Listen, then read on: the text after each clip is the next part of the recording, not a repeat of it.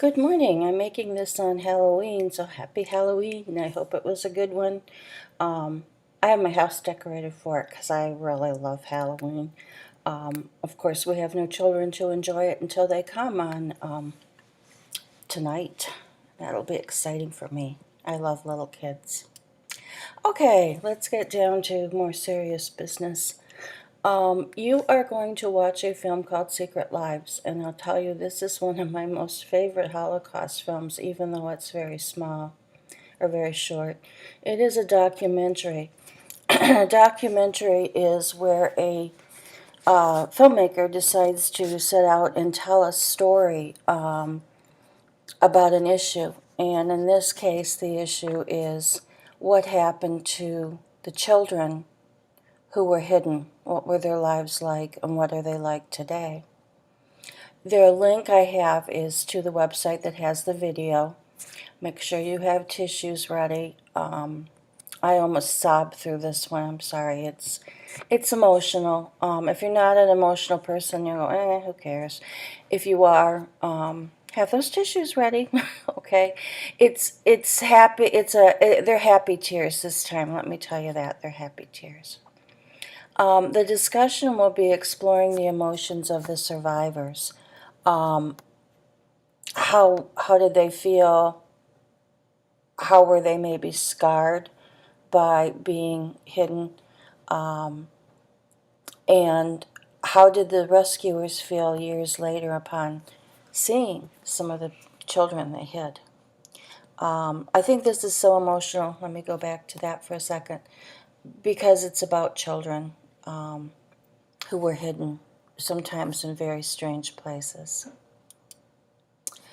Um, to sum up what we're doing and what I have been doing the last 3 weeks is we've been talking about rescuers, and now this week we'll talk about the rescued.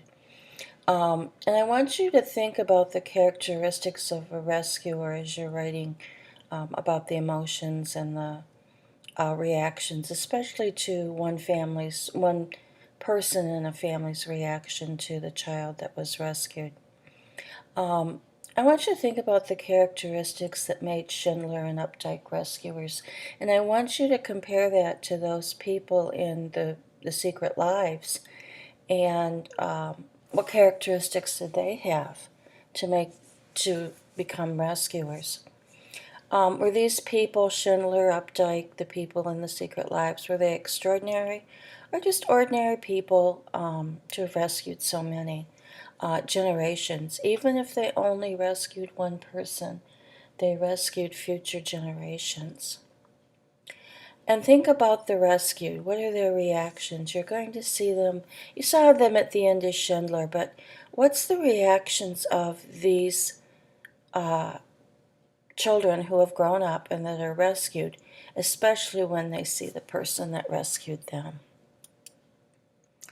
Now, that's all I want you to talk about in the discussion board this week. But the big thing I want you to do, and you really need to start this because Mischling is a very long book, but it is a very rewarding book to read.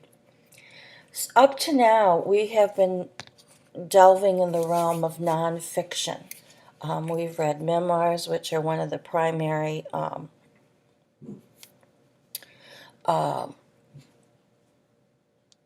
categories in fiction.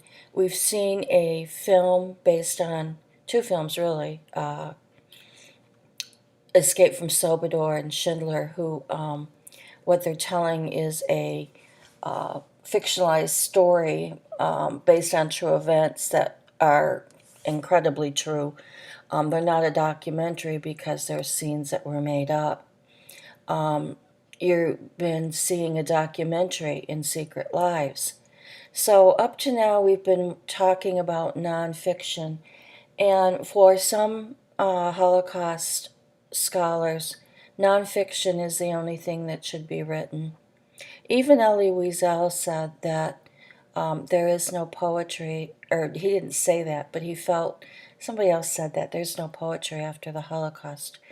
But Wiesel believed that, and he believed that and he never wrote a novel about the Holocaust. He only wrote memoirs and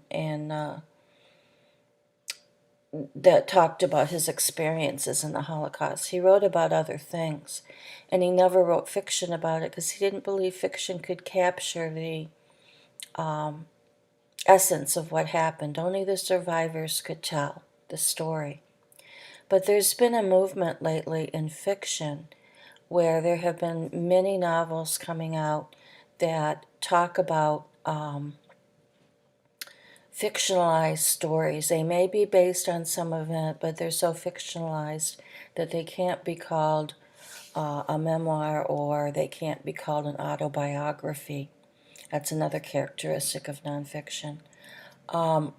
So we are going to be turning to fiction. I know it seems weird.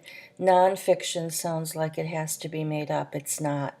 Nonfiction means not true, because fiction, or not fiction, because fiction means made up. So nonfiction is not made up, okay?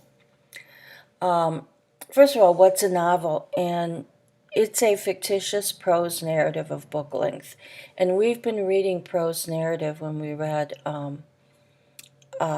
Wiesel's book, when we read In My Hands by Updike. We have been reading prose narratives, but they've been true, they've been nonfiction. Now we're going to read something that's fictitious. It's going to have characters, plot, and setting, just like the memoirs had. But this time the characters, plot, and setting are to tell a fictional story, to tell a story that isn't true. But even though the story is not true, there is a degree of realism. You begin to feel as you get into the novel, if the novel's well written, that it's realistic, that it could be true, that this could happen. You have to have a suspension of disbelief to believe in the world that the author has created. You can't go through it. My husband does this to TV shows. I'm sitting there enjoying a perfectly good TV show, usually something about cops and robbers. I tend to like Law and Order type things. And he'll come in and he'll make a comment about some little thing like, well, where did that gun come from? And he doesn't suspend his disbelief. He looks at everything very literally. And there will be a degree of realism, but there will be some things that you have to take on face value, and that's the suspension of disbelief. You have to become immersed into the world that the author has created, and you have to believe in his world. And this is a good book to get to believe in, to immerse yourself in it. The characters are very well drawn. It's told like from point of view, which I didn't get read about in this PowerPoint, but the point of view in your memoirs have been first person. The person is telling about their life. In fiction, there can be many different points of view. And in this case, there are two twins, and the chapters alternate at first and then go to just one twin. And the beginning of each chapter tells you the name. So you have to read thinking about whose point of view it is. Okay?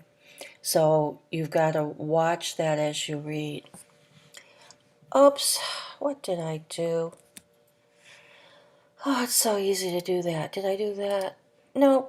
Okay. Now, what's a plot? And that's what I want you to think about mostly as you're reading. I want you to think about what happens and what happens you can relate to. What can you relate to in this story?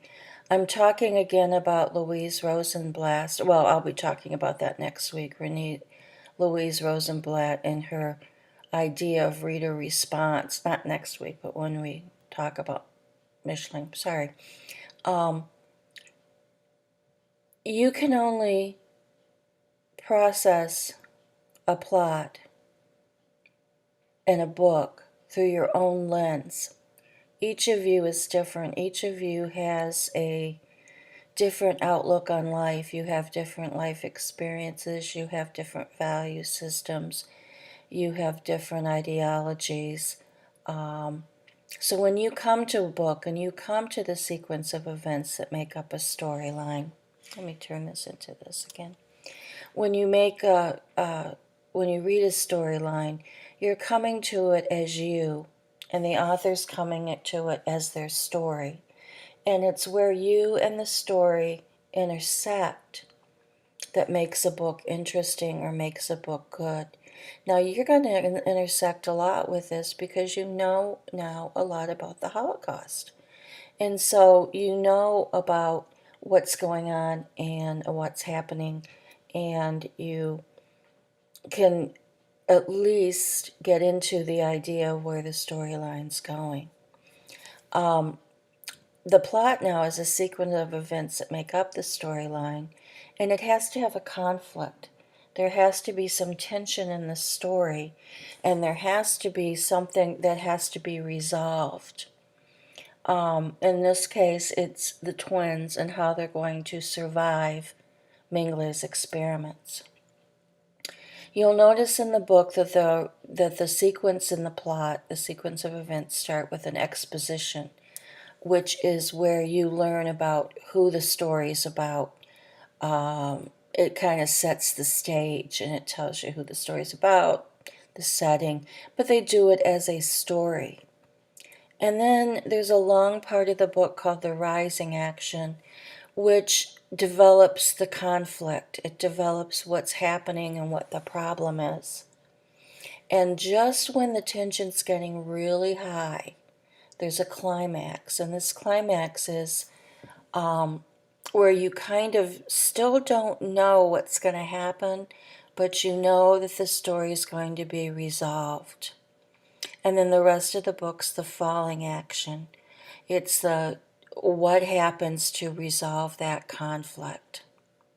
So the first part is building the conflict, and then you reach that climax, and the second part is resolving that conflict. Then at the end, there's that's French, denouement. Denouncement. There's no E in it, C in it.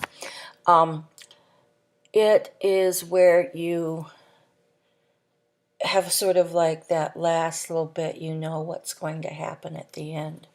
A lot of modern writers don't tell you an ending, so sometimes a book doesn't have that.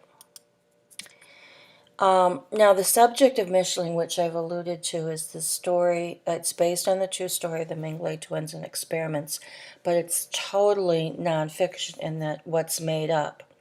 These twins have never existed. They may be based loosely on people that were experimented on, but they are twins that really didn't exist. The experiments existed, but there's a lot of liberties taken, so it's not nonfiction.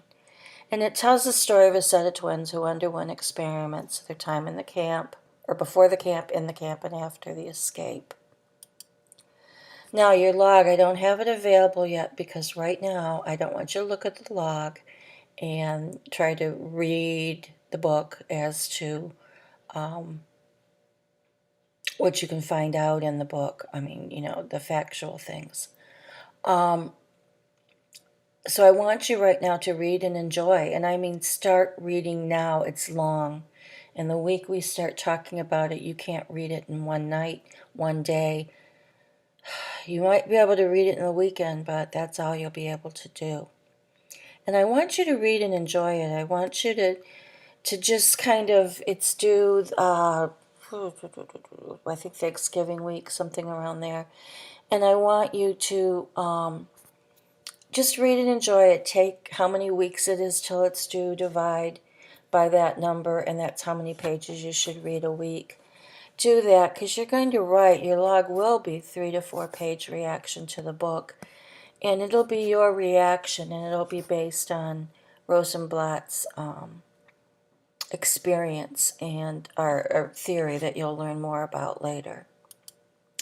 That's all I have for you right now. I hope you have a good week and you know where to find me if you have any questions.